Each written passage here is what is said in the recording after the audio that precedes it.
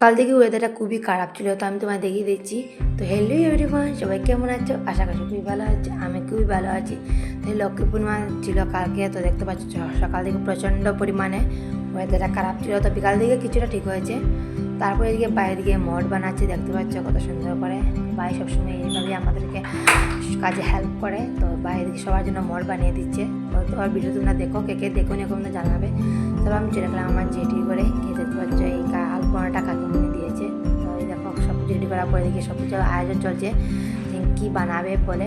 তো এইটা দিয়েছে কাকিমণি, তো এইটা দিয়েছি আমি। তো কেমন হয়েছে আমাকে অবশ্যই জানাবে এই আলপনাটা, তোমাদের কেমন লেগেছে।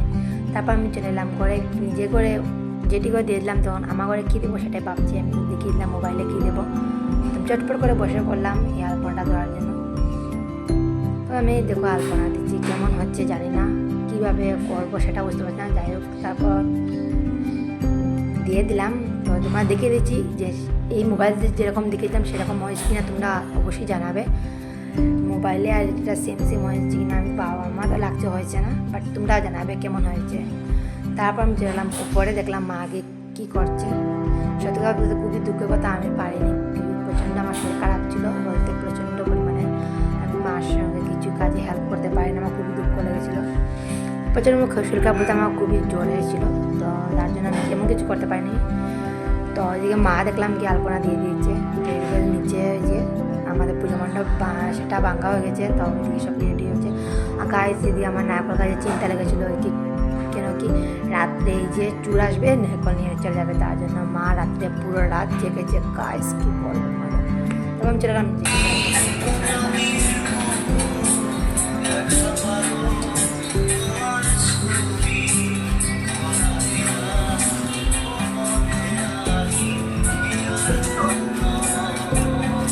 তারপর গাছ দেখতে পেলে আমার বৌদি, কি সুন্দর বৌদি মাসি বাইজি মিলে ওরা জুবিন গানের গান শুনে শুনে কাজ করছে। সত্যি কথা বলতে জুবিন গানের গান এখন ফেমাস হয়ে গেছে, তাকে যতটা ফেমাস হয়নি, ও মরার পর সে ততটা ফেমাস হয়ে গেছে। তারপর আমি দেখলাম কে যেটি বানিয়ে ফেলছে, দিয়ে বানাতে বানাতে আমি করে এলাম, দেখলাম মা সব কিছু সেট করে দিচ্ছে। কে দেখতে পাচ্ছ একা করবে, তার জন্য ফার্স্টে থেকে সব কিছু প্রস্তুতি নিচ্ছে। তারপর আমি গিয়ে নিচে ঠিকঠাক হয়ে আসলাম, এসে দেখলাম মা সব কিছু অলমোস্ট রেডি করে ফেলেছে, দেখতে পাচ্ছ। তো কেমন হয়েছে আমার এই যে আয়োজনগুলো বলবে তো। তারপর আমি দেখলাম এই যখন যে কাকিমণিও গিয়ে দেখি সব কিছু, সবাই সন্ধ্যা হওয়ার সঙ্গে সঙ্গে সবাই কিন্তু ঘর বসিয়ে দিয়েছে, দিয়ে সব কিছু সেট করে নিয়েছে সুন্দর করে। তো বলবে কেমন হয়েছে। তারপর আমি তারপরে গিয়ে মা বৌদি মিলে বইটা পড়ে নিচ্ছে, যেহেতু আমি বলেছি যে আমার শরীর খারাপ, প্রচণ্ড শরীর খারাপ ছিল, তাই আমি পারিনি। তো গিয়ে সবাইকে গিয়ে দেখেছি, কিন্তু শরীর খুবই খারাপ ছিল। তারপর আমি সবাই দেখে বাইরে দেখতে পাচ্ছ পড়ছে গিয়ে। তারপর এখানে চলে গেলাম, আমি আমার এই যে সেই আমার বৌদির করে দেখতে পাচ্ছি, যে বৌদি জুবিন গার্গের ফ্যান, আমরা সবাই জুবিন গার্গের ফ্যান। তারপর উনি গান শুনে শুনে কাজ করছেন। তারপরে কি চুর এসেছে আমাদের ঘরে, সুর সুর।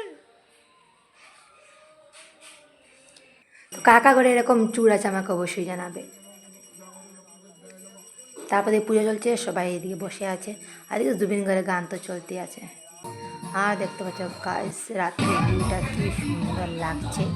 তারপরে এদিকে সবাই আমরা পুজো শেষ হওয়ার পর সবাই একটু জুবিন গার্গের গান শুনছে, প্রণাম করছে।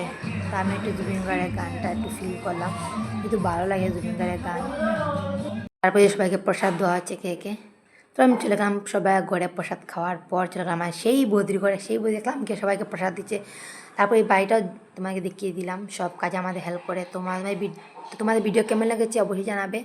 আজকে আমাদের কেমন তো টাটা বাবা।